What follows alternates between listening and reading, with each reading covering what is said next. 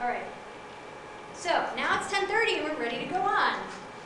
And I have internet, so I can show you the dynamic questions. So I have two links here, which you probably can't see, but one is MySQL status variables and one is MySQL system variables, and they go directly to the page because I often have that question myself. Now, the good news is that every new release, like more and more variables are dynamic. I would say probably, my thinking is about 2/3 of the variables that you use most often are there. It might be 2/3 of all the variables, but pretty much most of the variables are actually dynamic. So the variable, first of all, the status variables are not dynamic or whatever, they're just counters, right? So you were asking about which one? The query log, the slow query log, when you turn it on or off dynamically. Oh, the slow query log is dynamic, yeah. Turning the slow query log on and off is dynamic. Did you ask about, that was what you asked about this slow query log? Yeah. Microphone on, it works again. Yeah, so by the way, if you ever, so it is dynamic, but if you do have a question, you can go to this. Now this is a page I have bookmarked. Let's see, Control-Shift+++. That doesn't really help you see, but basically it's, you know, if you Google search for MySQL variables, you'll end up on this page for, this is server status variables, this is the one. System variables.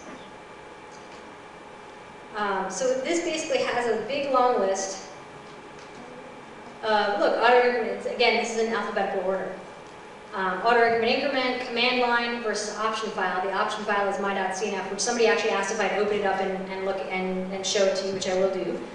Variable scope, which is either session, global, or both. So auto increment is both. Dynamic, yes. So you can see there's a lot of yeses, page down, yes, yes, yes, yes. Some no's here. That's for full text search. A lot of full text search are no's because they have to restart it to do stuff. Have, whatever. This is not, these really should be statuses, right? Because was it compiled with blah? You can't really change it, actually. You can't say, oh, tell me that you have it when you don't. So they're not dynamic, but you can change them anyway. So, you know, a bunch of no's here, you know, buffer pools, file per table, things like that. Log buffer size, but a lot of yeses. So we were looking at the log slow queries is yes. By the way, when it says here, right, slave skip areas, variable slave skip areas, this variable thing means that you can actually run it on the command line with MySQL D. So it's like MySQL D -- you know, port -- slave skip errors. Sometimes the name is actually different. Let me find one there where the name is different. There's a few where the name is just here, like partition, the variables have partitioning. So that can get a little weird sometimes when you're like, okay, I'm just going to run it on command line instead of using my.cnf, and lo and behold, it doesn't work because the variable on command line is called have partition, not partition. So this is how you can actually find out if anything is dynamic or global. Also, if we're looking at, you know, slow query log is in fact dynamic. If you actually click there, it goes to further down on the page, and you get this, which is the MySQL documentation is great when it's right, and most of the time it's right, although sometimes it's wrong. Version introduced, 5.1.12, awesome, right? Version introduced is great. Command line format, so this is if you're running MySQL D, so you have -- slow query log, and the version that was put in 5.1.29. Config file format, so that's in the my.cnf or my.cnf INI, the slow query log. Option set's variable, that's the option set that it gets put into, so yes, slow query log. The variable name is called slow query log. The scope, so sometimes the variable name is different than the config file name too. Like I think thread cache is thread cache size or something in the command. Variable scope is global, dynamic variable is yes, and then they have a little explanation here of it too. Specify the initial slow query log state. Because again, somebody can, with the super privileges, can log in and say, turn it off for everyone or turn it off for me. So in the description, actually, you get everything. So you could have completely skipped today and read this entire page. Now, of course, you would have done it in alphabetical order, which wouldn't have helped. When you have things like log slow queries and then long query time, it's like it's not next to each other in the thing. So, but I mean, you know, there's nothing really. You know, there's no brain surgery done here. I just did all the work of putting it together in a thing. And I think it's worth it. to have that in this order because this makes more sense. So were there any other questions during the break, comments, suggestions?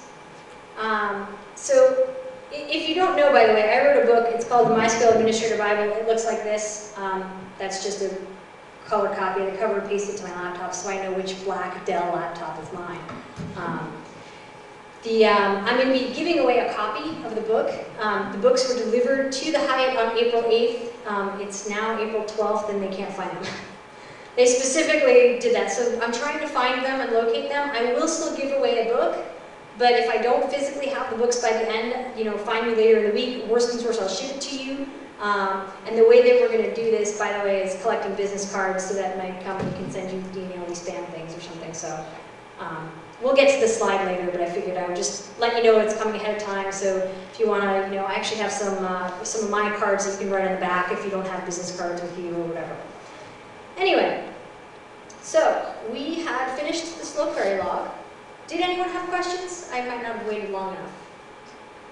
Yes? Only one. You did it at 0.5 seconds. On the slide, it's not, should be an integer, It should long query time be an integer? Well, let's see. Should long query time. This option enables log as slow query log. Permitted values type is Boolean. That's not right. That's not in long query time. Sorry, long query time. Because I found it in the page as opposed to, okay. Long query time. Type numeric 10. Well, let's see what happens if I do this. Start, run, command. MySQL-root. Actually, is it dynamic? Sweet, it's dynamic. Yes. So here's what I'm going to do. Show global variable like long query time %.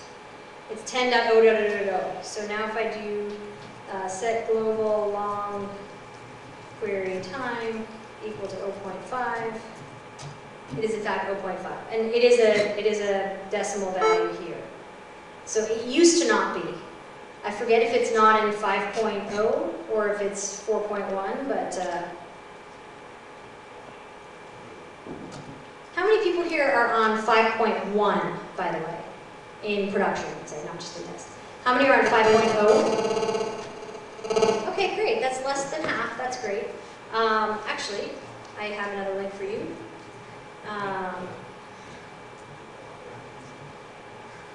bit.ly/MySQL 51 upgrade. That's MySQL 51 upgrade. Now what that does is that takes you to a blog post I did. Basically, there's a presentation, you could skip that. So following this, most important things to know in upgrading, this is basically a checklist of how to upgrade. So it doesn't tell you like the new features, okay, have partitioning, isn't that great, but like this is what you need to do. So for example, the MySQL database added the plugin table and the trigger privilege. After upgrading, make sure to run MySQL fixed privileges tables. That kind of thing.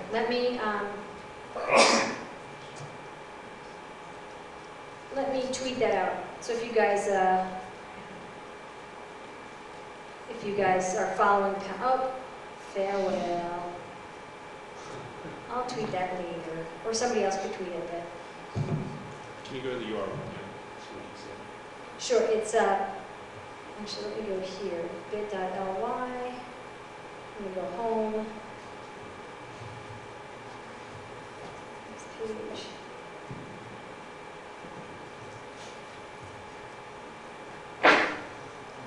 Control-Shift ++++. Can you see this? bit.ly, I'm just going to select it all, gosh darn it. bit.ly/MySQL 51 upgrade. Anyone who upgraded from 4.1 to 5.0, this is much less pain. Much, much less pain. Great. Anyone still typing? Here we go. So, how to upgrade from MySQL 5.0 to MySQL 5.1. Checklist.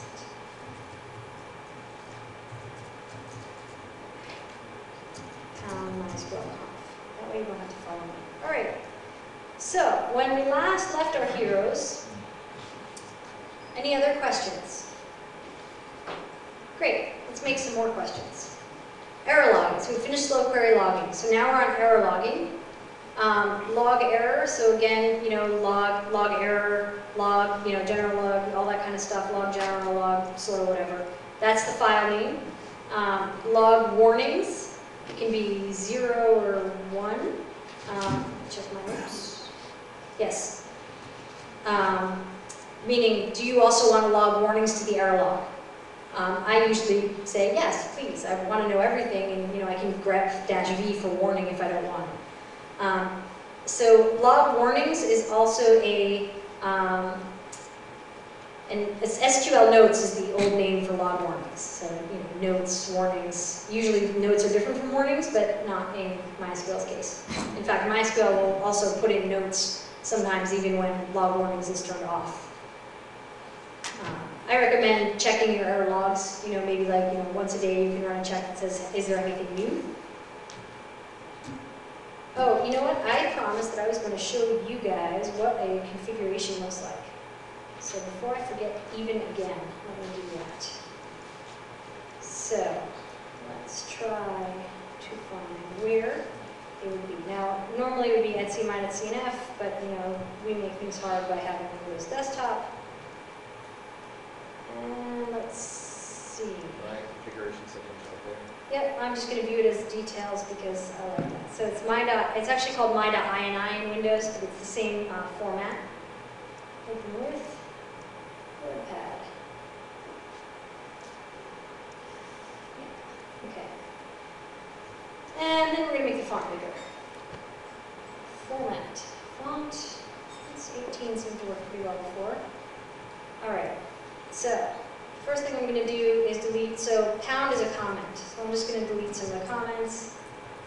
Okay, now when I was talking about directives before, by the way, what I mean is this is a directive. It's a client directive. It's in a bracket. It's a way to group commands together. So anytime any client connects, you have socket equals MySQL, that's the named pipe thing, and it's using named pipes. So it's going to try to use a named pipe.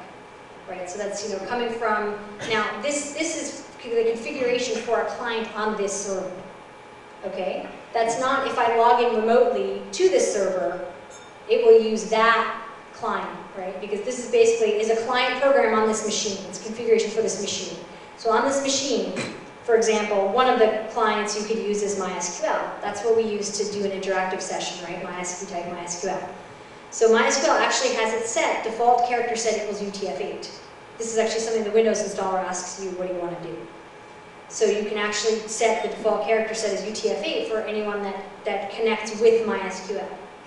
Okay, connecting with a client, any client, this machine going out to another, machine, say using PHP or something, wouldn't necessarily use UTF-8. But anytime I type MySQL on this machine, my laptop, even if I'm remotely going to -h, Sheeri.com or something, it's going to have a default character set for the client of UTF-8. Now, the biggest thing is going to be MySQL D. So here we've enabled a named pipe. We've named the pipe called MySQL. Here's the path to the install directory, right? Base dirt equals, data dirt equals. So strings, you can put in single quotes or double quotes.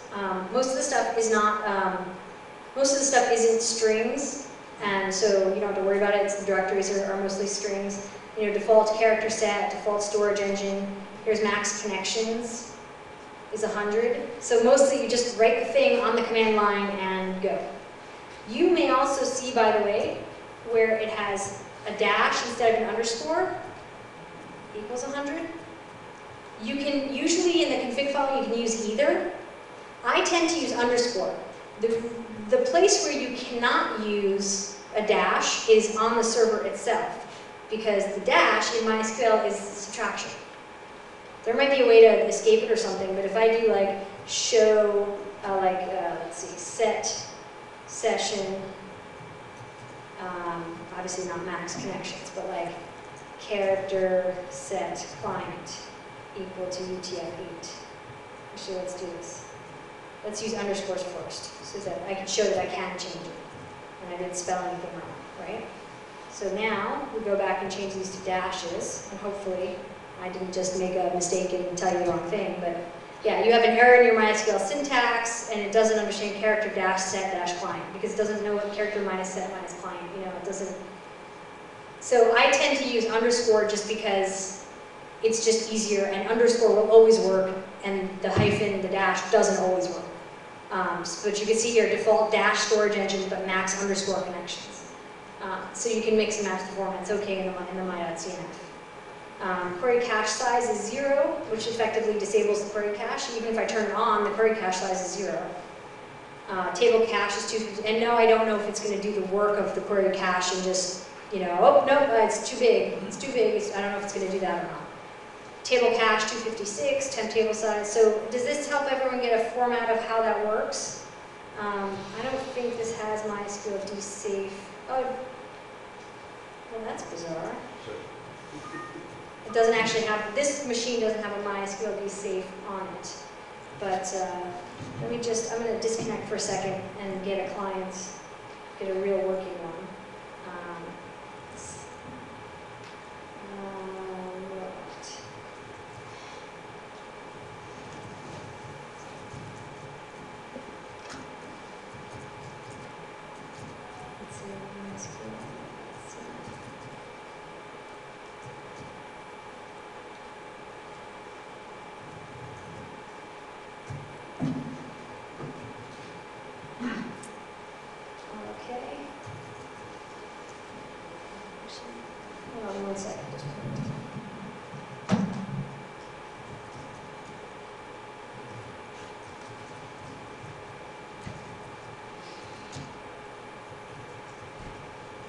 Okay, sweet.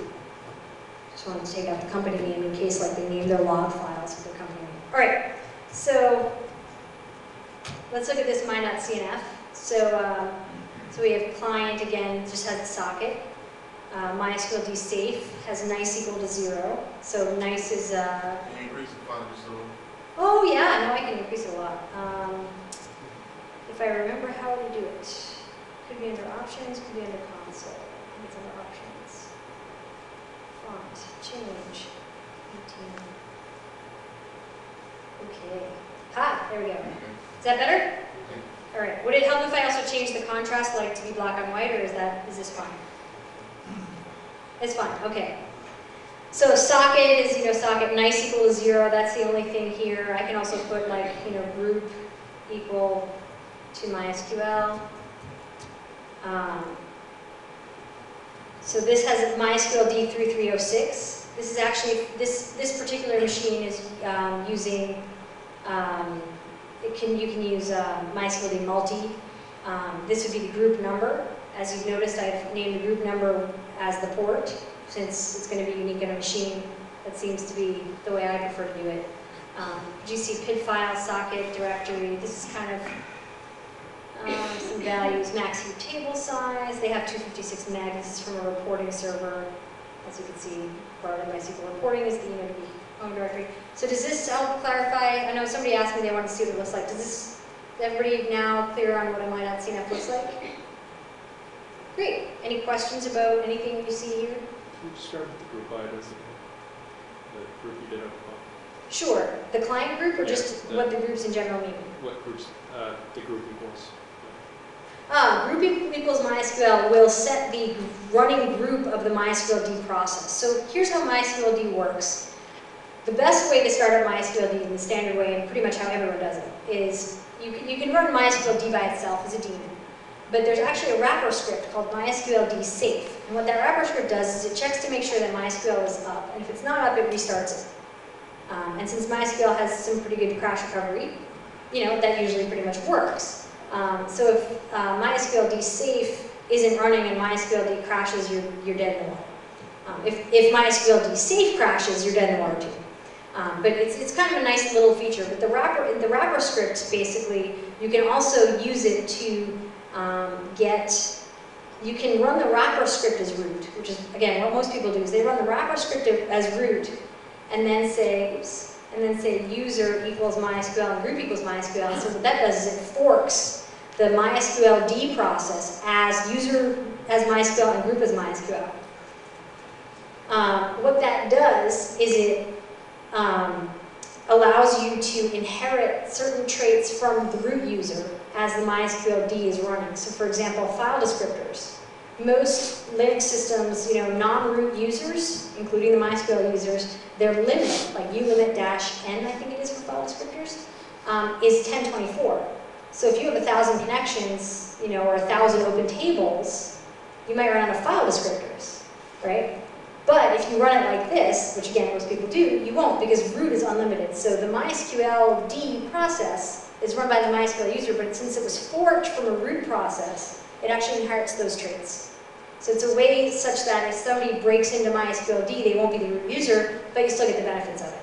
So it's a pretty neat kind of a, pretty neat kind of a thing to do. Also at the end here, you'll see,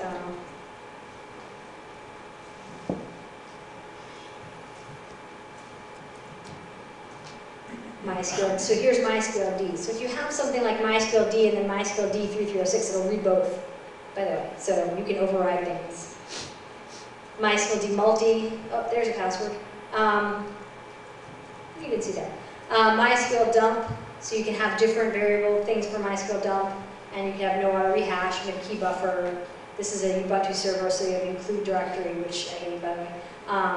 But you can have things for different program, like you can have my.isom check, things like that. So it's kind of actually neat. You can give different variables to different things, especially for something like MySQL dump. You could set max allowed packet to be larger, which is really nice.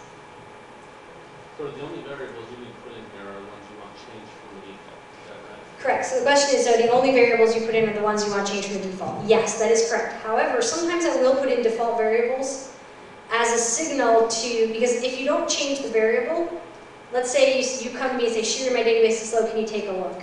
If you don't change a variable, I don't know if you haven't changed it because you didn't know about it, or you haven't changed it because it's exactly what you want. So my recommendation to you is to explicitly put, like if you're okay with max connections being 100 or whatever the default is, don't go crazy, don't have every variable in there. But if you've examined something, you're like, okay, the default, that works. Put it in your config to be like, yes, that way, like anyone looking at it could be like, why would he explicitly set the default that way? Well, you would explicitly set the default that way because at one point in time you thought that was the right thing to do. Now, whether or not you were right or not is a different story, but you actually, I can tell that somebody physically said, I think this is the right value. If you don't have it in there, it's like the difference between 0 or null, right? I don't know if you did look at it or you didn't look at it. So that's just one of my little tricks to do that. All right. Anything else? On we go. Forge ahead to binary logging. She says, flipping her notes to the next page. So binary logging, again, log_bin. Usually, this would happen to be a master server or a server they were taking backups and running from mental backups on. So, what is the binary log? The binary log logs anything that is a change to data in MySQL or tables. So, alter statements, insert, update, deletes. Does not log select unless you're doing like insert into, select from, or something. But it's used in replication. Basically what happens is the way replication works is that it's slave driven, so it's a pull mechanism. On the slave, there's 2 threads. The I/O thread, which does I/O, it goes to the master, reads from the binary logs, and saves locally to the slave to the relay logs. It's a relay. It's relaying those logs from the master to the slave. And then on the slave, there's also an SQL thread, which reads the relay logs and applies the statements. That way, even if you're behind, your SQL thread is behind in updating it, you're still saving the information, right? So let's say you're lagging behind on the slave and the master crashes and dies, you might actually still have all those binary logs because the I/O thread, the slave I/O thread, was able to keep up. So the slave I/O thread has saved all the information in the binary into the relay log from the master binary log, but the slave still has to catch up. So that's how that works. So it needs to go into the binary log. Changes need to go into the binary log to be propagated to the slave. So the older names are SQL log bin and SQL log update. Basically, it used to be called the update log, which makes sense. It's an update operation, right? Insert, delete, update, it's updates. And also any DML, data manipulation language, or DDL goes in here. There are some statements that are specifically put in, like set timestamp. You'll see in binary logs. You'll also see set last insert ID, so that the auto increment numbers remain the same between the master and the slave.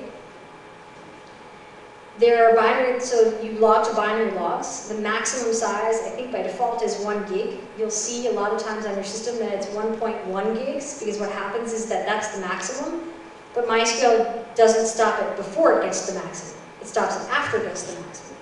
So basically it'll say, okay, oh, my binary log's too big, I'm going to rotate now, but it's already past that limit. As opposed to most limits you think of as you don't get to the limit. This is actually once MySQL only knows it gets to the limit when it's past it, because it can say, okay, well, I'm approaching the limit, but how many bytes do I have left? You don't want it to be, 1 byte under, because what if the next statement's 1 byte? You could still put it in that log. Bin logs, so the binary logs are actually written in binary format, hence the name of it.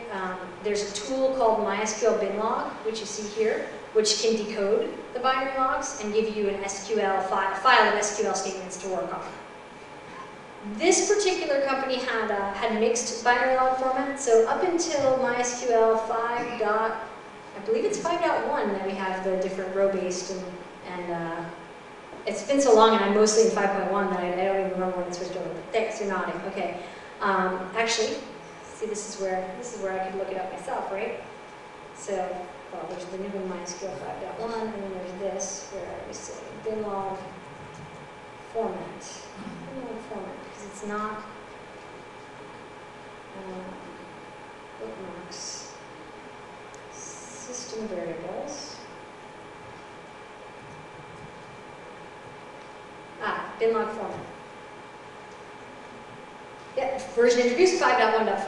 That's exactly what I was looking at. So it is in 5.1 only, and what it does is it changes whether or not you have row-based replication, statement-based replication, or mixed. So before 5.1, you only have statement-based replication, right? So it's only the statements that are logged. And this is good because if you have, insert into one table, select a million rows from another table, right? That's a lot of data. But it's a very small insert statement, right? It's very little because, again, the slave has to go to the master, read that information from the binary log, save it to its own thing. If it had to take all the data and do like block comparisons, which is how Oracle replication works, and I think how Postgres replication works as well, although I think Postgres and Oracle both have now statement formats as well. It'd be a lot of data to have to transfer back and forth, a lot of network saturation. There's no reason for it, you just use the statements. However, if the data is different at all, if you have only 900,000 rows on the slave and 1 million rows on the master, now your new table has wrong data too. And if you're doing a lot of reporting queries, you want the same data. If you're using your slave to back up, then you need that to have the same data. So that, and the slave data can and does get out of sync, and it can be a problem. So, there may be times where you want, either row-based replication or mixed, which is actually the best of both worlds. So what happens with mixed is that it does the best thing possible, which is statement-based, unless it sees that you've got some kind of deterministic statement. For example, so non-deterministic statement, which means non-deterministic means it can run, if you run it again, it might have a different answer. So for example, you might think that select now is non-deterministic because you run it and then you run it on a different machine at different times. MySQL gets beyond that by specifically setting the time of the binary. So even though it's non-deterministic, its replication is safe. Something like delete from table where x equals y, limit 5 is not replication safe. Because if you have a different order, if it orders differently on the different tables, if the rows are missing or whatever, it's just not gonna, it may not delete the same things. If you delete everything where x equals y, then it's okay. If you delete with a limit of x number of rows, well, what if it sorts different? It's just not necessarily going to give you the same results. So the bin log format, the mixed, is the best of both worlds, where if there's something that that might need to be row-based replication, it does it that way. A lot of people, though, actually use the fact that there is non-deterministic statements to do some kind of hack or something with their system. For example, let's say you want an audit log And in that audit log, you want to put in the times of statements so that you can see exactly when statements were on the master and when statements were on the slave. Well, if you do that, then you could specifically use sysdate because you know it's going to have the different times on the master and slave, and see how far behind, like when did this statement go in on the master or when did it go on the slave. You're deliberately doing that, right? But if you used, if somebody, if the DBA changed your bin log format to mixed, you'd get really mad because you'd be like, okay, now my hack isn't working, right? So actually, that actually happened with MySQL. They actually put, for a while, the default format was mixed in pre-release versions. In the release versions, they're all, the default is still statement because they ran into this. A lot of their clients had hacks like that, and they were like, it broke my system. So they're like, okay, it won't be the default because if you upgrade it and it set it to default, right? Because this is a new variable, so it set it to the default. The default was mixed, and then people had problems because they were using the hack on purpose.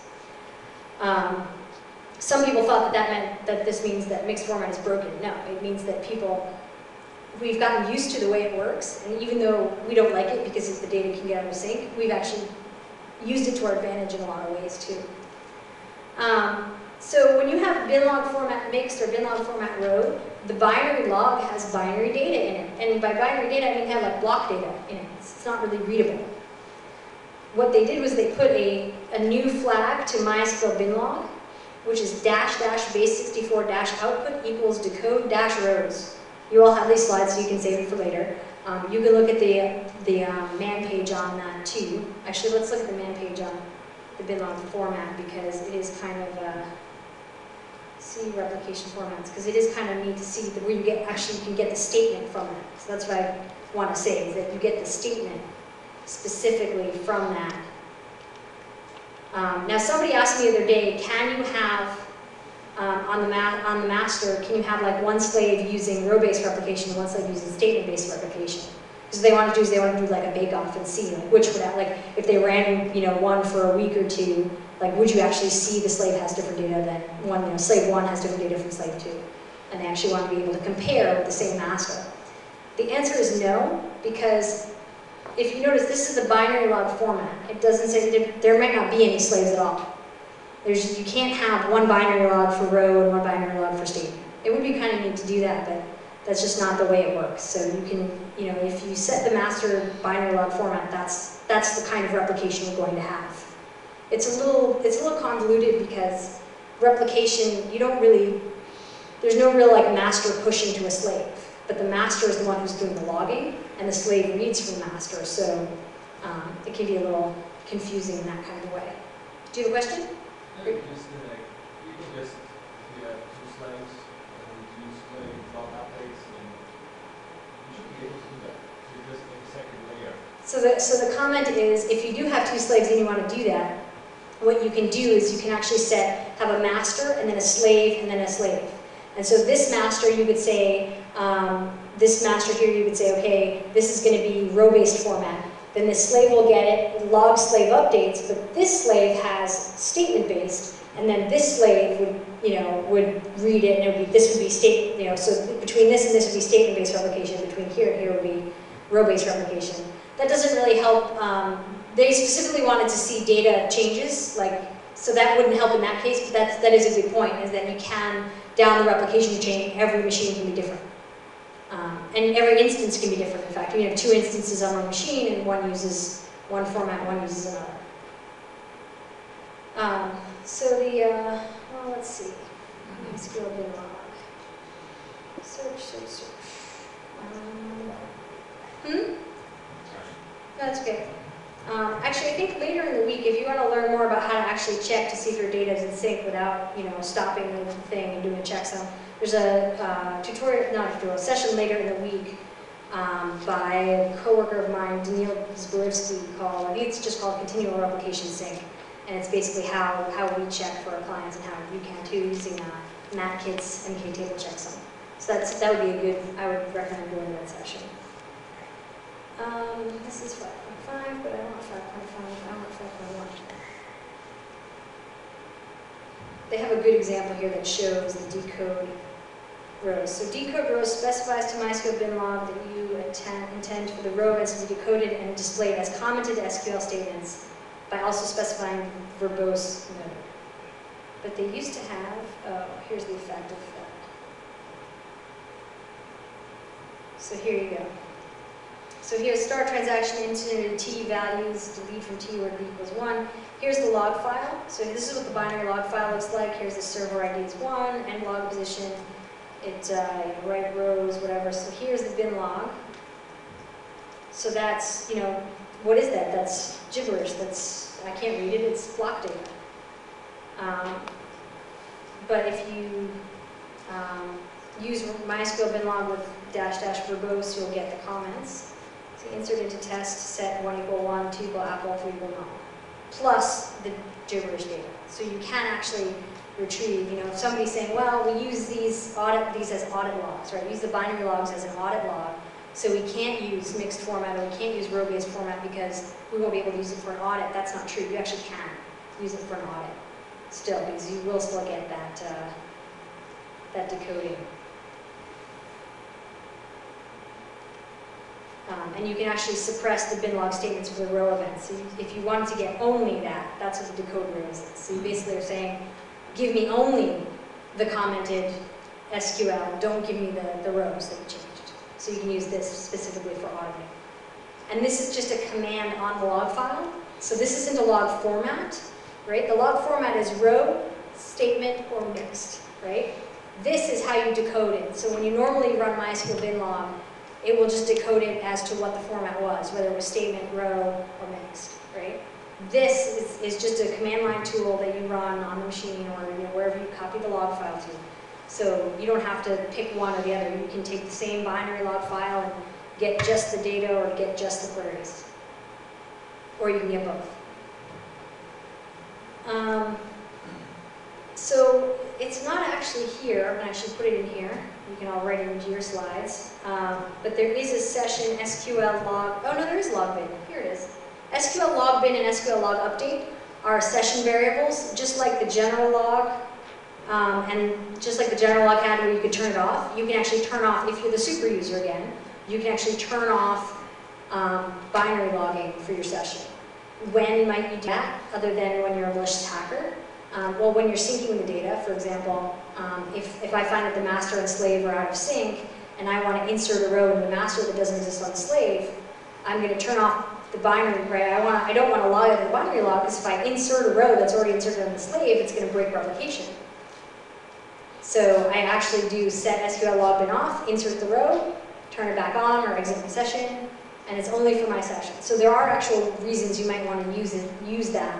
You might want to say, don't replicate this, other than malicious hacker stuff.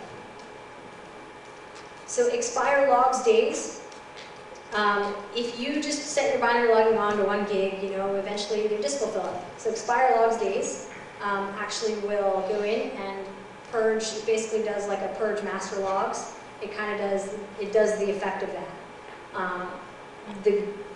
The good part about that is that it checks for connected slaves to see if they are at least up to date as far as expire logs days. So at least have the relay threads on those slaves that are currently connected to me. Are they up to 7 days? Do they have day 8, day 9? If they do, then I will go ahead and purge it. If not, I'll purge up to what they have. So it does it very sensibly and very good. The problem is if you have a slave that's not connected because something broke, or you say rebuilding from a backup, right? We have sometimes you'll have, big, really huge backups, and so, or really a lot of, not huge backups, but a lot of changes going on. So you're like, only keep 2 days worth of stuff. I've got backups, it's not a big deal. I only need, I keep backups, I do a full backup every day, so I only need 2 days worth of incremental backups. That's enough. Yes and no, because if your backup is huge and you're copying it over to another machine, it can take a day to copy over, and then you start the slave and you're like, oh, it can't find the binary log. Whoops. So sometimes you might want to set this higher than normal or whatever. The other thing is if you're using, the binary log is used for change logs too. Sometimes we'll find that master and slave is out of sync, or we'll find that something happened that wasn't supposed to happen on the machine. And we'll actually go to the binary logs and see when it was changed. We'll say, oh, somebody did insert, if there's a duplicate key. Well, how did it get on the master? How did that key already get on the slave when it wasn't on the master? we can look, if we have the binary logs, we can look and say, okay, I see that it got in last week. I can't see who did it, but I can see that it got in last week. And by the way, do I still have this window open? One of the things, so here's what you see in the binary log. You don't see who did it, but you do see the date and time. So this is August 28th, 2008. And why can't I scroll over? That's weird. I think this is just how the web page is. It might be a fixed web page. Yeah, can you guys still see that or no? Yeah, it's just, oh, statement NF, okay. At any rate, you don't see who did it, but what you do see is you see the date and time, you see the server ID. Now your master and slaves have different server IDs, which is probably on the next slide or something. So you can actually see, okay, did this come from the master or did it come from the slave? Like, did somebody log on directly on the slave and run this command, or did it propagate through the master? Right? So maybe there was a command that ran on the master, propagated the slave, and then somebody later on deleted something from the master, but maybe it didn't binary log because they turned it off for a little while for their session, and they turned it on again. You can actually see, hey, this came from this machine and this came from a different machine.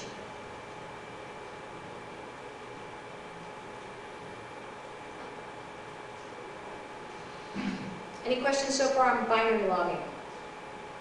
Great. Yeah? Yes. The timestamp in the binary logs seems to be kept in the local system time. Can you change that? So the question, or the statement was that this seems to be local system time, and can you change that? The answer is no, you can't change that, and that's just because it's supposed to be a log of when it happened. It's a change log, so it's when it happened on that machine. So the only way it can change it is to, what's the use case for that, I guess?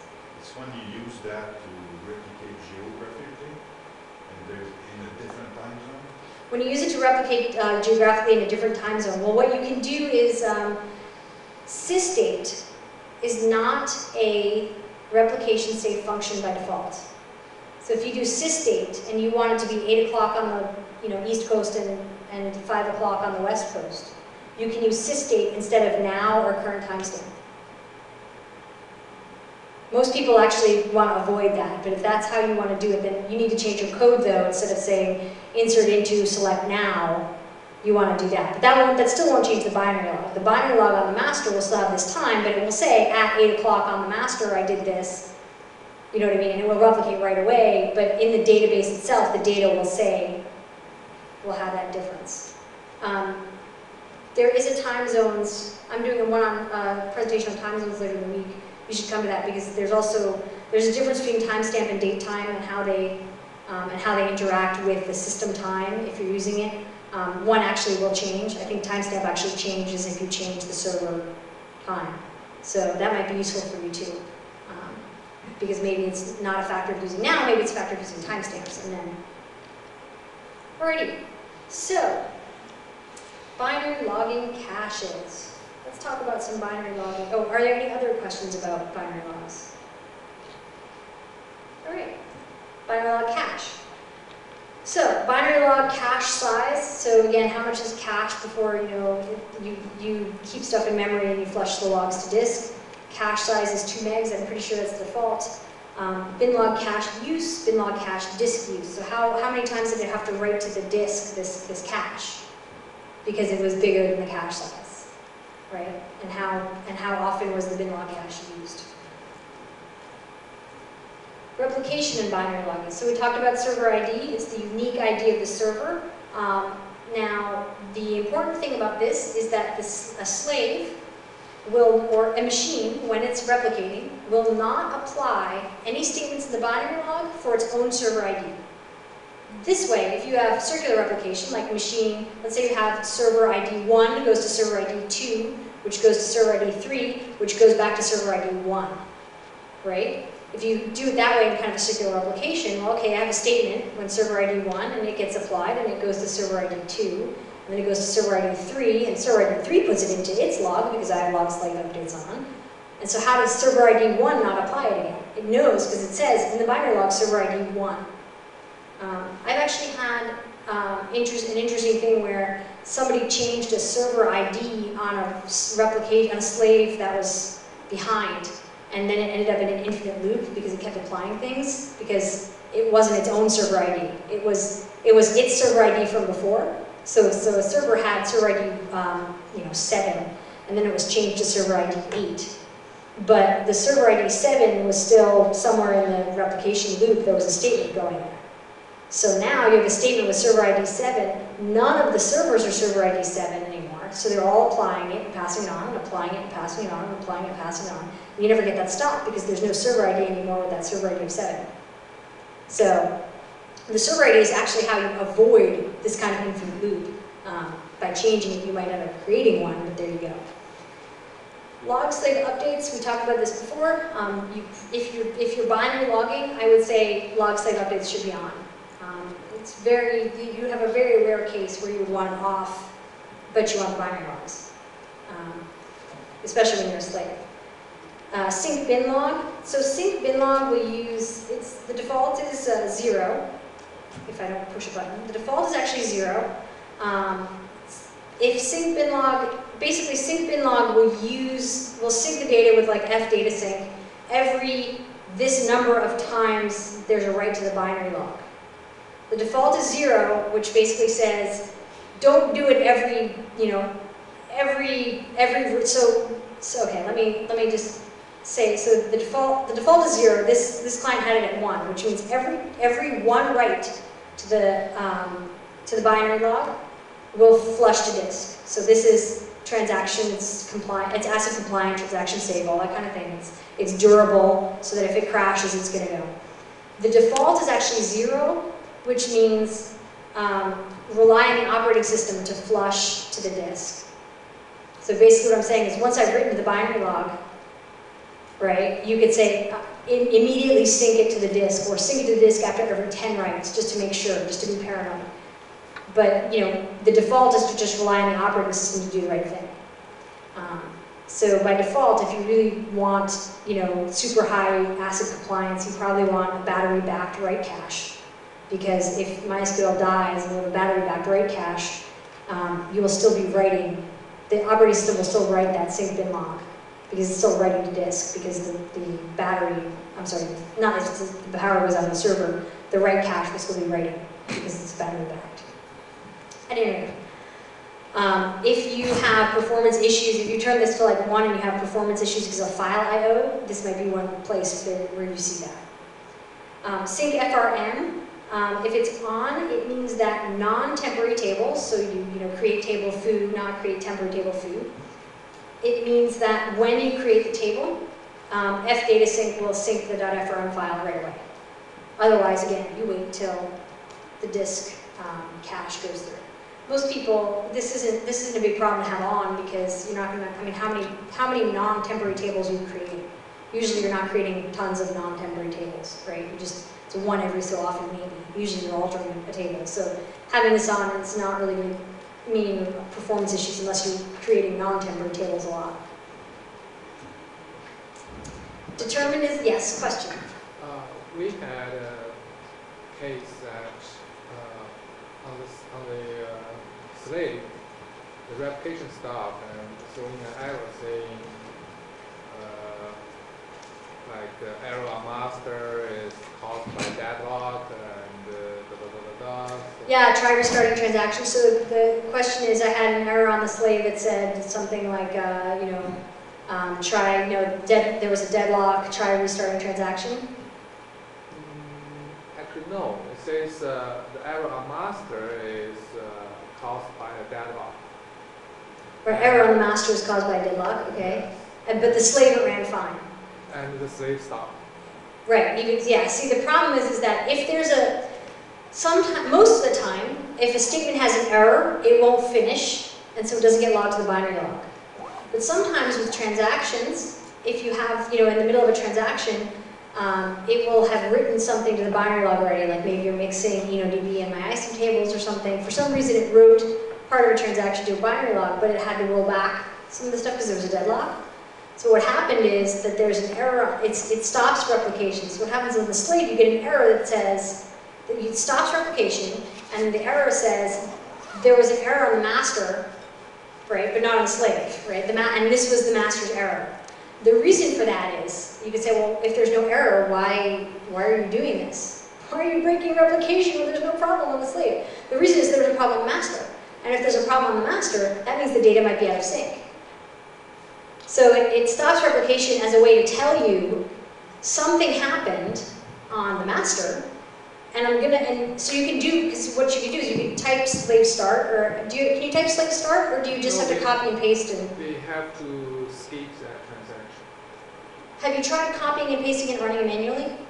We don't want to do so because the application didn't try to Exactly. reapply the transaction. And that's exactly why. So he said he didn't try to copy and paste it because it didn't happen on the application didn't copy and he didn't try it again, right? So the point is it's not on the master, so why put it on the slave? And that's exactly why it gives you that error, because if it put it on the slave, then the data would be out of sync. Well, so actually my question was, I believe they use INNODB across the board. So if that transaction didn't commit on the master, why would slave read it, or why would slave be able to read it? So the question is, why is it even in the binary log if the transaction didn't finish because there was a deadlock? You know what? I honestly don't know the reason for that, but I have seen it, so I know you're not crazy. You're right; it shouldn't, but it does, and you know, I don't know why it does that in some cases. It might be some kind of weird thing about, you know, if you have, I don't know if you have auto limit on, or I don't know. You know, I don't know if it's not really in a transaction. I'm not really sure why it does that, but I have seen that too. So that is a problem. I wish I had the answer. I wish I could be like, oh, wave the magic wand and it will stop doing that. But Basically, they have to deal with that. yeah. I mean, the way to deal with that is to get rid of the deadlocks on the master somehow, to see what's locking and whatever. That's a hard problem. I guess you just skip that error on the slave. You can, yeah, and you can also set slave skip errors, yeah. So determinism and replication. So insert ID, these are actually, they're like session variables. Insert ID and last insert ID. They're used in the binary log so that the correct ID is used in replication, even if like an insert was missing and the data is different, to make, you know, auto increment IDs the same. You may have used a function that looks like last insert ID. If you do an insert into an auto increment table, you do select last insert ID and get the last insert ID into the table. That's basically reading that variable. Identity is the same as last insert ID. It's just an alias for it. Some other systems, like I think Oracle uses identity or something. It's used for compatibility, basically. RAND seed 1 and RAND seed 2, the master actually, again, these are also written to the binary log by the master, so that when you use the RAND function, R-A-N-D, to make a random number, the seeds are the same. So even though things like now and RAND are non-deterministic, right? You do a random number twice and you get a different number. That's the whole point, right? Same random number picked from 1 to 10, right? The whole point is to get a different number. This actually makes it such that on the master and slave, it will definitely be different. Otherwise, you know, your replication might not work. Slave registration, this is completely optional, but it's really, really useful to do this. So on a slave, what you can set report host, report port, report user, and report password. So basically, you probably don't want to do report password, by the way. But you can say, okay, I'm host, you know, I'm host slave 1, I'm host slave 2, and here's my user. And then on the master, if you type show slave hosts, you can see what slaves are registered, which is great. Because sometimes you want to be like, okay, what are the slaves of this machine? There isn't really an easy way to see them. You can do show process list and see which ones are the binary log slave from the slave reading, which ones are the SQL, the slave IO thread reading, but it's a lot harder to do. If you actually do this slave registration, it's a whole lot easier to be like, okay, show slave hosts. The caveat is, much like expire logs days, they are only the connected hosts because they have to be connected and registered, and they register when they connect. The way they register is they set these variables of report host, report user, things like that. Relay logs. So I explained before how replication works. Binary logs are on, you know, the master. Relay logs are on the slave, and the relay logs contain the information from the master's binary logs on the slave. That way, if the master goes away, you can still process the stuff that you got from the binary log on the master. Relay log is the path and file name of the relay log itself. The default is data directory, and it's like, I think it's just hosting, or it might be hostname dash relay.bin. No, it's relay-bin.log is the default name. It defaults to hostname relay bin and datadir. Relay log index is the path and file name of the index file. So the index file is what says, here's what all the relay log files are. There's an index file for the binary logs as well, and that's, did I not put that in here? Did I skip a slide somewhere where I had the bin log index file? In fact, I didn't talk about it, but there is a binary log file. You can change the name. There's also a binary log index file that shows all of the files that the currently known about binary log files. And that's what the slave will go to read that. When you do things like purge master logs, and if you do something like expire logs days, it will actually automatically change that file for you. If you go and try to delete binary logs on the disk, you're going to have a problem because the index file might not be up to date, and you don't necessarily want to write to the index file while MySQL might be writing the index file. So just use expire logs days and purge master logs before a certain date. With relay logs, they're actually done automatically. There's no way to purge relay logs or whatever. You can reset the slave, which purges everything, but there's no way to purge a certain relay log. They're purged when they're done. So when the slave has finished reading and applying all of that information, it will purge that relay log. So one thing that you might want to do is you might want to set the max relay log size to be, the default, by the way, is 0, which means the same as binary log size. You might not want a relay log size of 1 gig, because if you don't have a lot of space on your slave, you might want to say, well, I want it to be like 256 megs or something, so that it's, every time it reads 256 megs, it can then delete that file, as opposed to having to read all the 1 gig and then delete the file. Let's see. Relay log space limit is the maximum size of all the relay logs on the slave.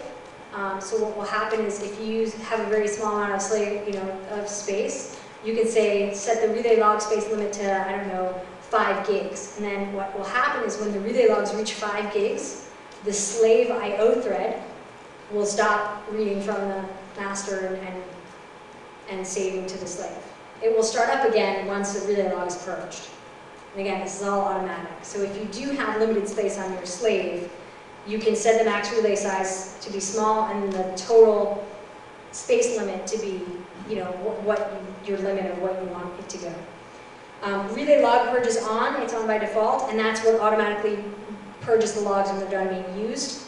You might want to keep them around. I just say log slave updates and keep the binary logs because that's a better log of anyway, but there might be cases where you would want to keep it. Again, they're purged by default, but if you really want to change it, you can. Question? Yeah, is there a bin log space limit also, or it's just a... Is there a max, the question is there a bin log space limit too? I don't think there is, but there's an easy way to find out. System variables. Oops, there's our relay log space limit. I'm doing a finding page. No, it's just relay log size log limit now. Well, because what are you going to do? Are you not going to allow any changes? So this is what I do. I answer the question, and then I think about it, right? So what would be the point? The point would be, I guess it would be nice to say purge older ones if you get to max the space, but what happens if you max the space and you can't purge older ones? What are you going to do? Stop the server from making changes? Core dump? Well, would you rather core dump, or would you rather have your monitoring system page you that you're running out of space? So that would be nice to have, though, to have, instead of just a older than X amount of days, it would be nice to have, once you get over this much space, start deleting the binary logs. If you, oops, sorry. That's only if you can, though, because if there are slaves connected that are still reading those older files, then you can't. So again, what happens if you could set that parameter, what would happen when you reach it? So master replication settings. So we talked about circular replication. In general, I don't like circular replication because if you have more than 2 servers, you have 3 or more, and when we have like a chain, if one of them goes out, so if you have 1, 2, 3, and then 3 goes to 1, if 3 dies, then the statements from 1 will still go to 2, but the statements from 2 will try to go to 3. They can't, and so 1 is a slave of 3, and 3 is a slave of 2. So 1 never gets 2's updates until 3 is back in the mix. Excuse me. Master-master replication doesn't have that problem because you have 2 servers and they're both slaves of each other. So if server 1 dies or isn't available, server 2 is still written to or whatever. And when server 1 comes back up, like there's no third server to miss statements from. So it's not a problem in and of itself. There are other problems with master-master replication. Basically, it doesn't actually scale writes. Because the way the replication works, you still have to do all the writes. So if you have 100 writes, you might be like, well, I'll do master-master replication, I'll do 50 writes to this server, and I'll do 50 writes to that server. But that won't really help, because the 100 writes still have to happen on both servers. Right? It's just going to happen through replication. So it doesn't actually scale writes. And you can get into some problems with the auto increments. If you have 2 servers, and they both are up to auto increment 100, and you insert to both of them, then the next one's going to be 101 on both of them. And then you get duplicate key issues. And then what happens to the 2 users who just signed up with the same user ID or something now? Do they hijack each other's sessions? Does somebody see somebody else's orders or something? I mean, how does that work? Can they not log in the next time because they don't actually have an account because it's the other person that ended up on that server? So it can have problems. So to get rid of those problems, you can actually change the offset and increment. So let's say you have master-master, and this can be for circular replication, doesn't matter, and you can just set it normally. You can set the auto increment, right? The default is 1. So if you're at 100, the next one's going to be +1, and the one after this is going to be +1, and the one after this is going to be +1. What you can do is you can change the increment to say be 2, and you can change the offset on one server. The offset can be 1, and the offset can be 2 on another server. And the increment would be 2 on both servers. So that means that a machine with an offset of 1 and an increment of 2 will have all odd numbers as their auto increment values.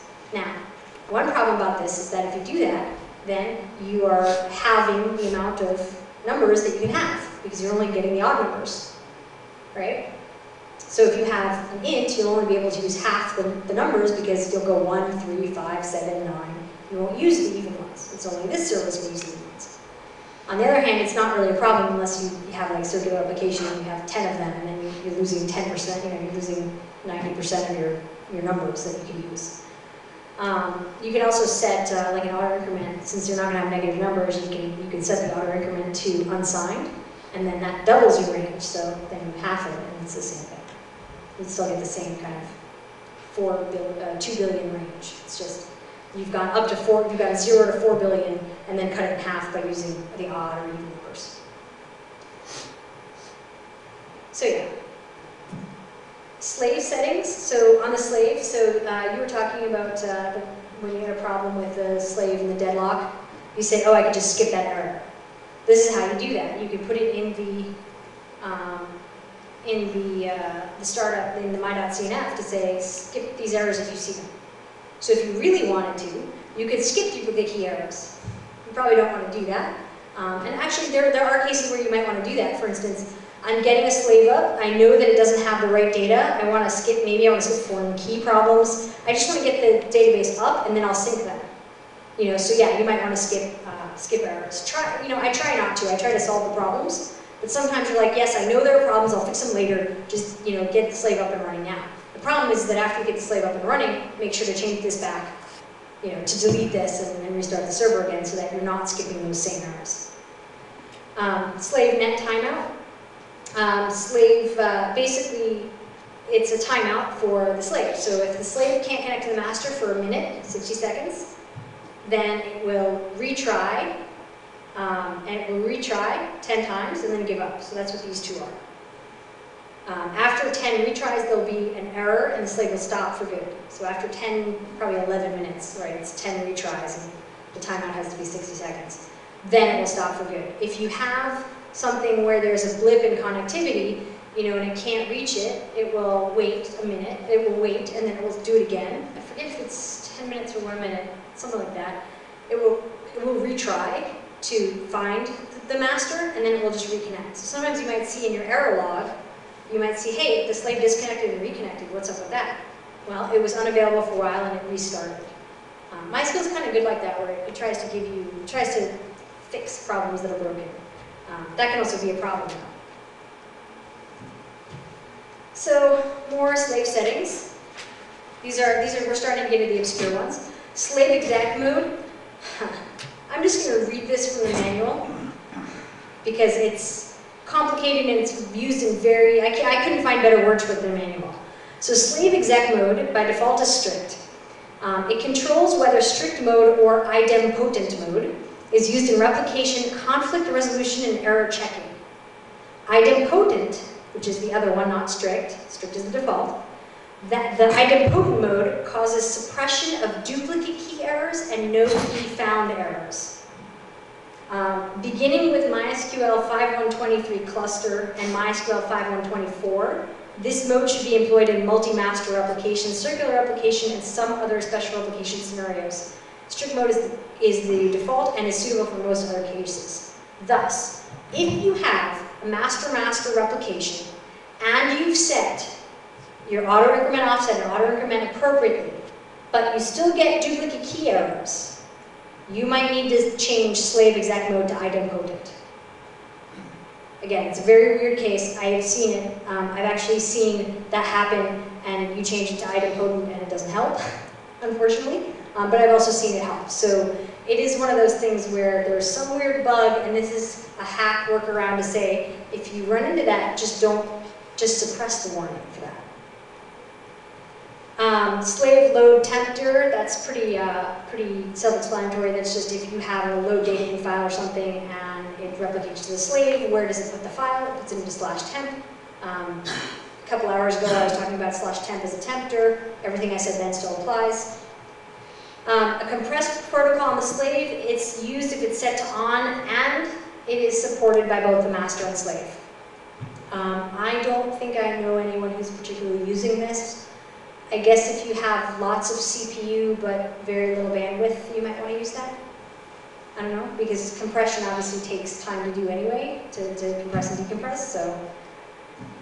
Slave status variables. So those are system variables that you can set. These are some status variables. How many open temporary tables do you have on the slave? How many transactions did you retry on the slave? Is the slave running? Hopefully that's on. SQL slave skip counter. These are session variables. So when he had the problem, and I said, what do you do? He said, I skip them. What you can do is if you run into an error and you're like, oh yeah, there's a duplicate key, it's already on the slave. I'll investigate that later, but for right now I want replication to be working again. You say set session SQL slave skip counter equals 1. The number is how many bytes to skip ahead. So it's not how many statements to skip ahead, it's how many bytes. So if you do 1, 2, 5, 7, it will probably still be one statement because there's probably like 100 or 2 bytes just in a binary log, in a relay log statement anyway, just because you have all that set up and whatever. So pretty much you do SQL skip counter as 1. If you've done a bunch of things, you're like, oh man, that's going to cause errors on the slave. I did 5 statements. You can't just write set global SQL, set session SQL slave skip counter equals 5. That won't work. They'll skip 5 bytes. So 1 byte is enough to skip to the next command, but 5 bytes isn't enough to skip to the next 5 commands. There's also set session SQL warnings. If it's on, then if a warning occurs on a single row insert, then it will produce an information stream, and the default is off. I've never used this, but again, we're going through everything here, so there you go. How are we doing on time, and how are we doing on slides? We're good on both. Okay, so do and ignore. So did anyone use binlog do db or replicate any of these? Ignore and do? Yes, one person? Okay. So you can specify to ignore databases or ignore tables or specifically do them or not do them in binary logging and in replication. So I specifically say here, don't use binlog do DB and don't use binlog ignore DB. This is because it's my belief that you should log everything on the master and the slave should pick what it wants. Because if you have like a test database and you're like, ah, don't bother binary logging that, we don't want that to replicate to the slave, well then you lose whatever was done in the test database. Right? It's not in your binary logs. So if you're using them for auditing or whatever, then that's that can be a bad thing. There's another reason not to use that, and that's because all of these that say DB, binlog do DB, ignore, replicate do, replicate ignore, the way that works is it works by the database that you are in. Now in MySQL, you can be in one database and change tables in another database.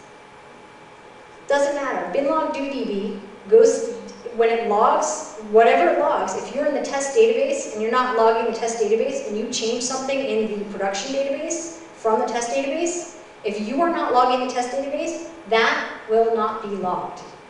So, in general, don't use the binlog do or binlog ignore. I just got a Yoda expression in my head. Binlog or not, do or do not, but always binlog or whatever it is. Somebody else can come up with it. And don't use the DBs, even with replicate. So this would be on the slave, you would use replicate, do DB, or replicate, ignore DB. But again, don't use that because it's not actually the tables in that database. It's just whatever database, when you type use X, it's that X database that you're in. And you can change tables from database Y when you're in database X. So I wouldn't use that just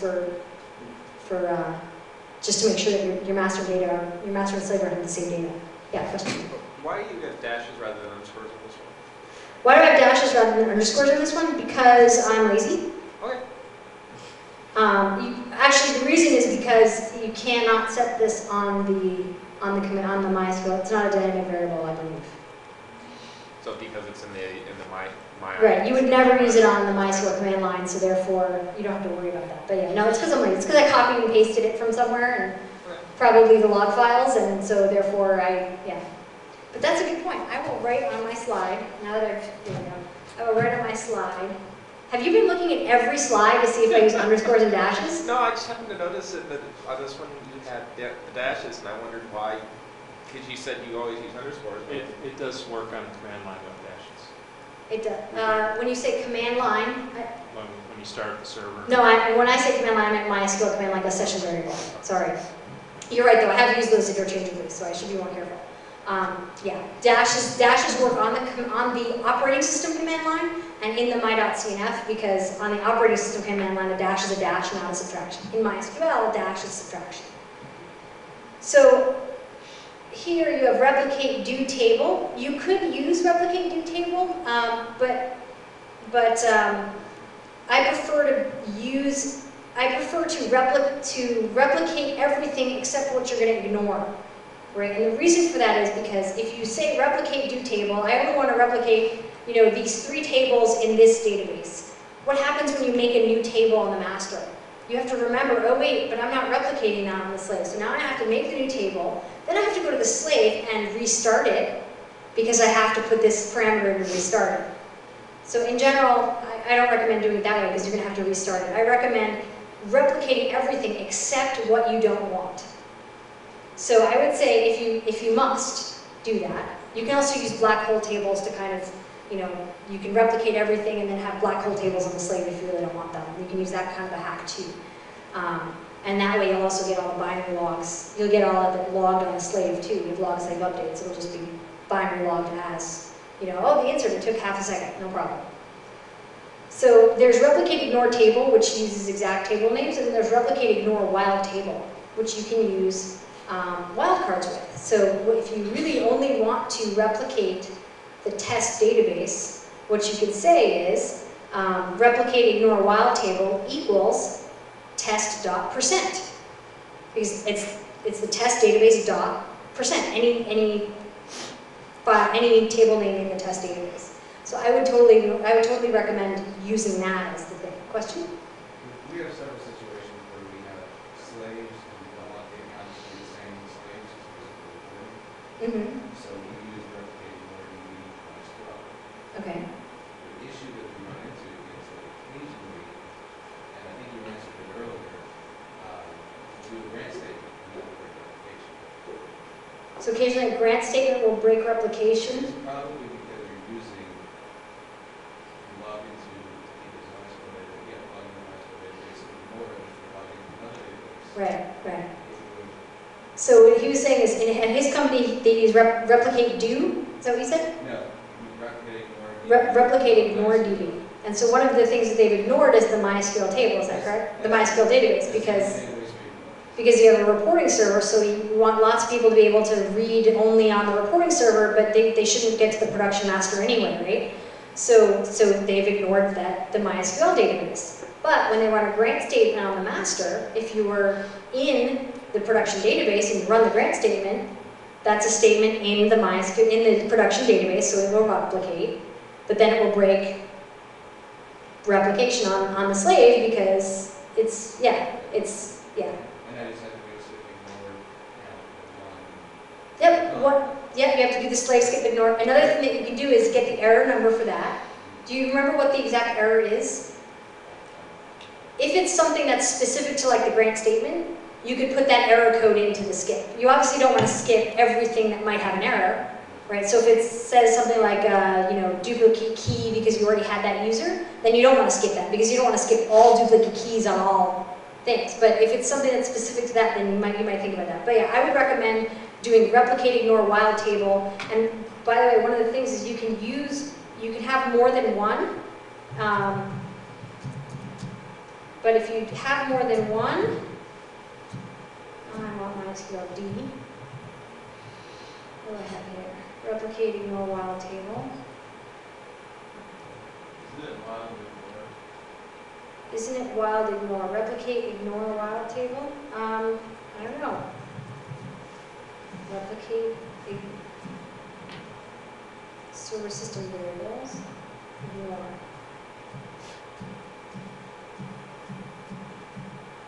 Well, what does Google say? Replicate, ignore, wild. I think it is wild ignore. Yeah, it's wild ignore. Thank you. Replicate, wild ignore table.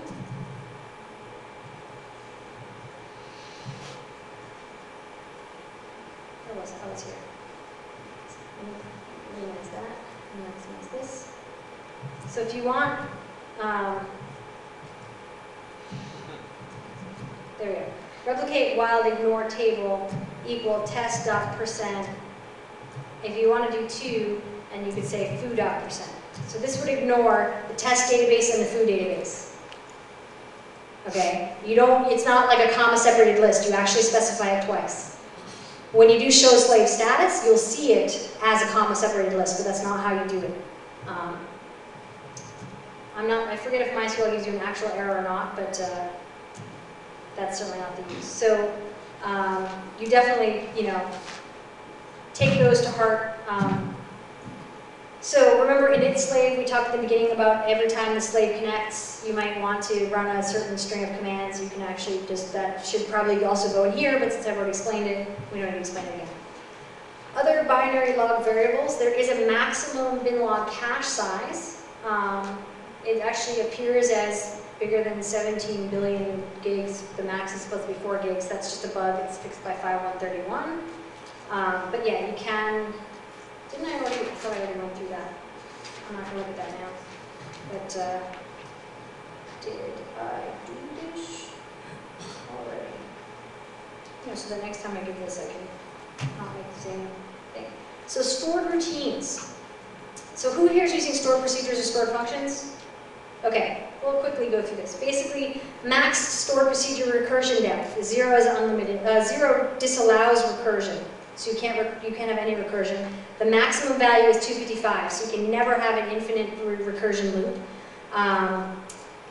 Basically, if you increase this, you might need to increase the thread stack because as you recur, you have to save more stuff into your thread. So you might need more than the 168 or 192K that's by default in the thread stack. So you might need to change that. Again, just look at the manual page. I don't want to take too much time to go through it since not many people are using it here. Automatic store procedure privileges is on, and I believe it's on by default. What that means is that the creator of the stored routine automatically gets the alter and execute permissions to all. So if you create a routine, you're automatically allowed to alter it and execute it. And when the routine is dropped, those alter and execute privileges are automatically dropped. Log bin trust function creators. What this says is that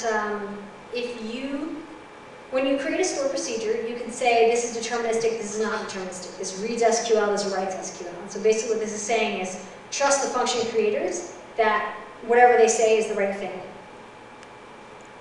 If you set it to off, which is you don't trust them, it means that users are not allowed to create stored functions unless they have the super privilege in addition to the create routine or alter routine privilege. If the variable is set to 1, the restrictions are not enforced on stored functions or triggers, by the way. This is also for triggers. Log bin trust routine creators are for, actually, sorry, function creators are for functions and for triggers, and routine creators are for stored procedures. Temporary tables. So, per thread, temporary table. Temp table size and max heap table size. You need to change both of these if you want the temporary table size, the maximum memory temporary table size per thread to increase. So, these are the status variables, created temp tables and created temp disk tables. So you can see that there's 2 million queries causing intermediate temporary tables to be created. Maybe it's doing sorting or whatever, it has to, maybe it's joining a couple of things and it has to, store the results in an intermediate table. So it does that, and so you can see there's 2,013,000 of them are disk tables. Now again, I really want the uptime because I can get a percentage of how many temp tables, how many temp tables were actually created disk, but percentage doesn't really help me. What I really want is a rate, which you can do by dividing temp disk tables by uptime. So you can say, is this 1 per second or 1 per day, right?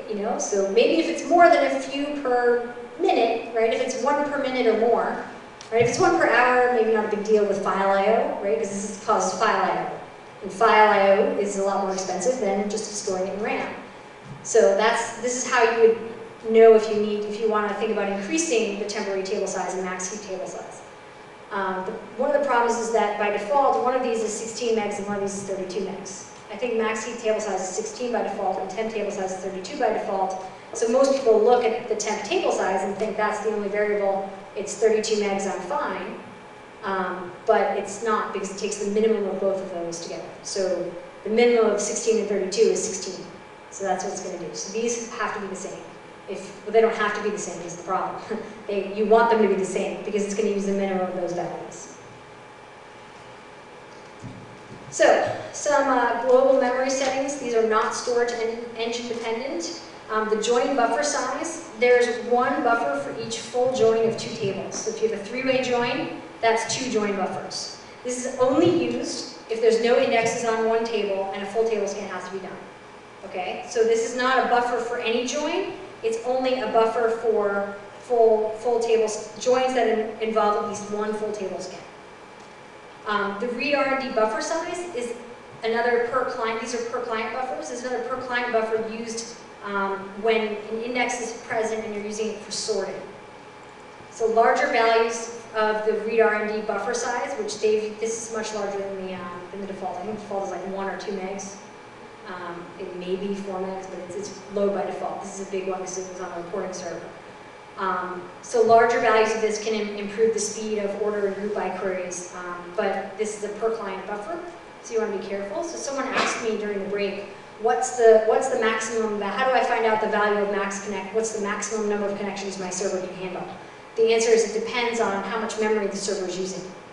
So, and that's also hard to figure out because you have things like join buffer size and the read R&D buffer size, and like, is something going to actually be using both at once?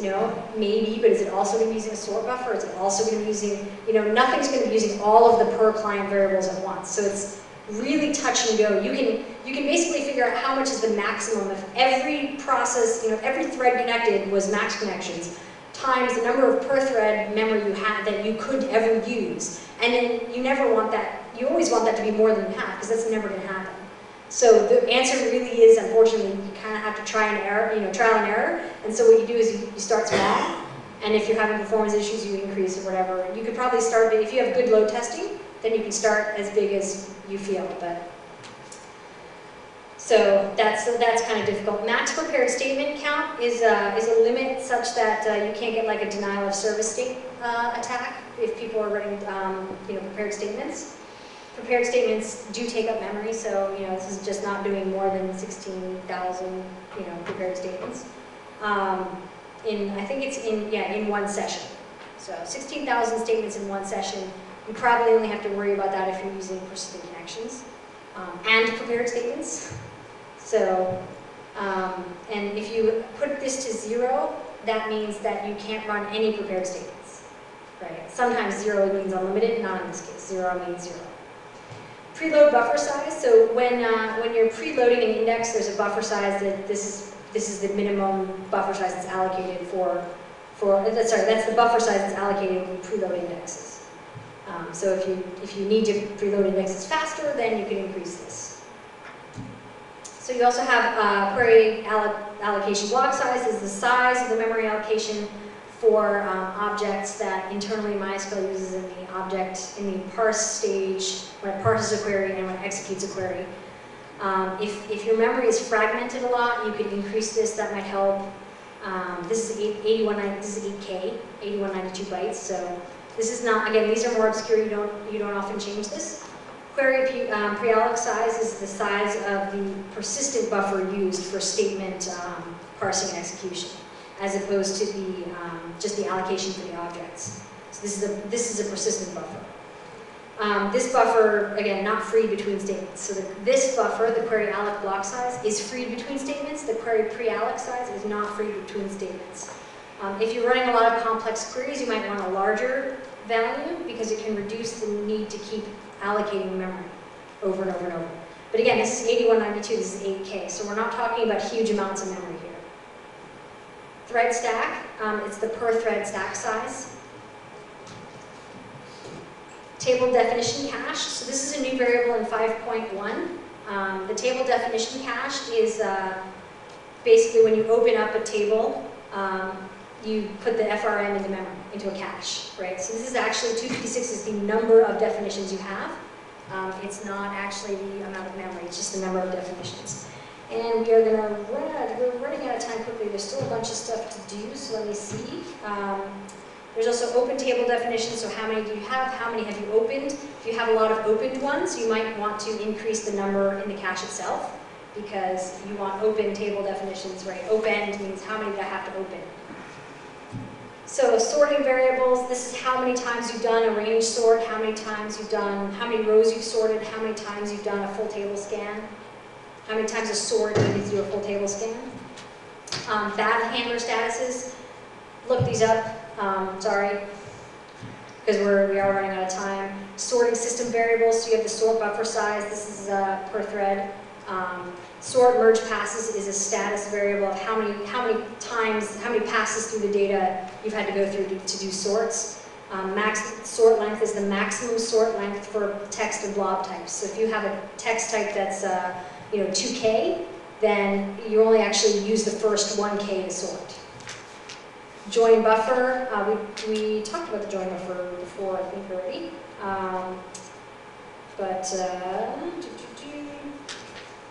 Join buffer, select full join is actually the number of joins that did the full table scans because they didn't use indexes. So the join buffer, is important. You can use that in conjunction with the join buffer size to see if you have a lot of select full joins, and you can't just optimize all your queries tomorrow, because developers take time to do that sometimes. It takes time to test code.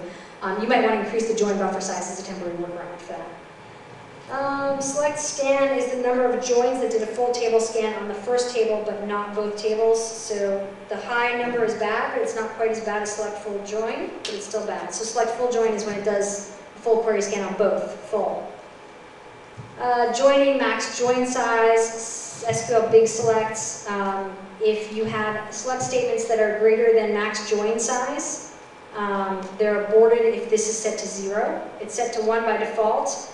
Which means that all selects are in fact allowed. If you change max join size from the default, then SQL big selects is automatically set to 0. So basically, if you set the max join size, it's assuming you want to abort the query if it's longer than that, if it's bigger than that size.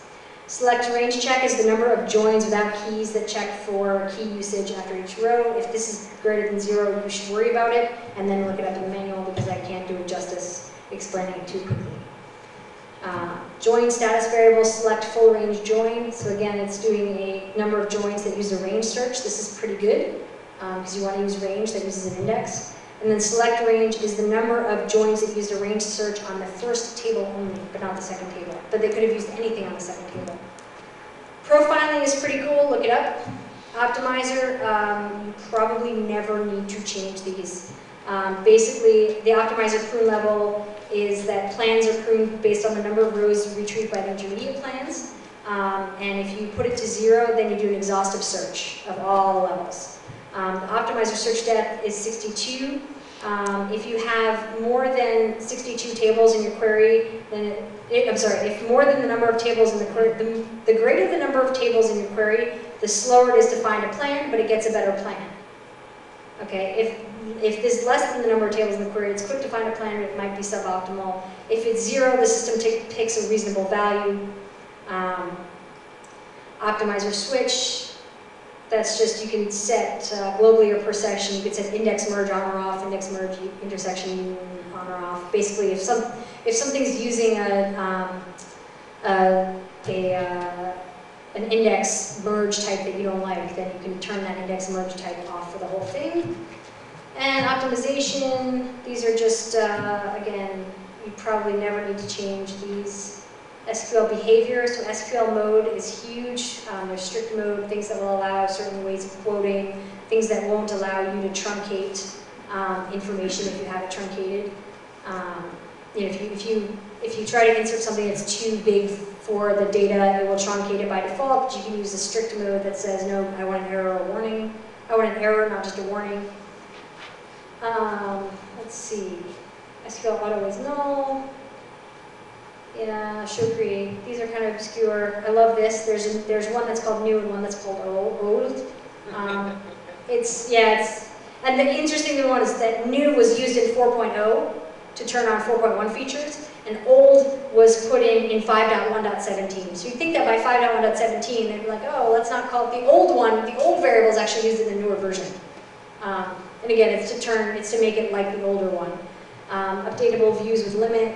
SQL safe updates. This means that you can't delete or update data unless you have a where clause, which is pretty good. You can figure out why it's also the alias is I am a dummy, though you probably don't want to put that in your config. Have compress, it's unrelated to compression off. Have crypt. Local infile on. If it's on, it means that you could use the local keyword to load data from the client side. Okay, which you might want to do because you don't necessarily. It's a security thing. You might say, okay, I want you to load from the client because I don't want you to have to copy a file to the database server itself. Or you might want to say, I only want you to be able to load files that are on the database server. I don't want you to be able to load random files on your system itself. So features read-only. If you set read-only to on, this is actually really important, and why I want to go through these slides quickly to get to it, is because if you set this on, then only the system user, which it does replication, and users with the super privilege can write to the database. Everything else can't. So if you have like a master and slave and you want to make sure that your slave is read-only, you can set read-only to on. The only problem is that if you have a user with a super user, they can write to it and they will be able to write to it. And have no fear replication still works. Have dynamic loading, have partitioning, event scheduler, have geometry, locked in memory, other variables, bulk its or buffer size, group concat max length, that's the maximum length if you do select group concat. Basically, it will get the results and group them separated by commas, or you can pick the delimiter. Created temp files is for replication. There's no way to change it. It's just how many have been created. And there are some variables I didn't cover, the SSL stuff, prepared statement count, most common handlers I didn't talk about. Some variables that are not useful. Most of these are just, so sudo thread ID is for internal server use. Old alter table is used to disable the optimizations that were added in 5.1 for faster alter table. So I don't know why you want to disable it, because you like it slow. This is a session only This functionality is the functionality provided by this is automatic in 3.23 and up, so that's deprecated. These are also not useful or not used because they're deprecated. This was multi-range count deprecated in 5.1. These two are not used at all. This one is supposed to be for fail-safe replication, but it's not yet implemented. These variables are just not used at all, except for this one, it's used in Windows only. And these are mostly unused because TC means memory map implementation of logs used by the transaction coordinator when using XA transactions. So if you're using XA transactions, then you might have to worry about that. And thank you. Thank you. Sorry that it's running a little late. What am I up to? I'm up to 5 minutes late. Sorry about that, guys. If you do, first of all, if you have my book, thank you. I will happily sign it if you want me to. If you want a copy of my book, my marketing department says that you can give us your business card. We will invite you to read our blog post, follow us on Twitter, and join us our next webinars. And any questions, comments, feedbacks, here you go. My Twitter name is Sheeri, S-H-E-E-R-I, and thank you so very much.